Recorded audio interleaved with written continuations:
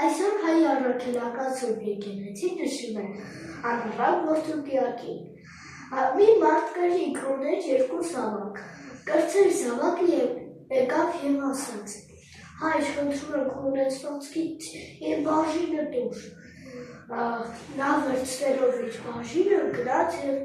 գումարի վերածեց ամեն ինչը։ Եվ մի օր գնաց նա քաղաք, վատնեց գումարը և այդ քաղաքում սով եղավ։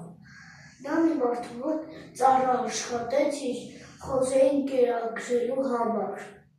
Նրան խոզի լափը անհրաժեշտ էր եղում, որովհետև նա շատ սոված էր, բայց յան արգելված էր, գոնե դրանն էր։ Մի օր նա մտածեց, որ իր հորական տուն գնա, որովհետև այնտեղ լիքը ծառաներ կան, որոնք հաց են վաստակում ամեն օր։ Նա ուզում էր գնալ և հորը ասել. հայր, խնդրում եմ ինձ քո որդին մի մտածիր, խնդրում եմ դու ինձ դարձրու քո ծառաներից մեկը։ Եվ նա գնաց իր հորական տուն, հայրը տեսնելով նրան, վազելով գնաց իր մոտ։ Նա չլսելով իր տղայի խոսքը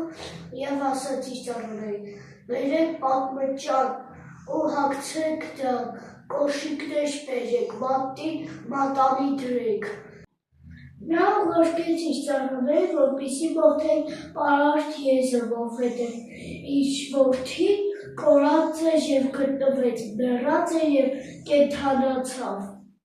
Երեկոյան գալով իր ավագ որդին, իմանալով թե ինչ է եղել, նա շատ վշտացավ։ Հայրը հարցրեց. ինչու վշտացար դու։ Նա պատասխանեց. որովհետև այսքան տարի ես ծառայում եմ քեզ, իսկ դու իմ համար գոնե մի օր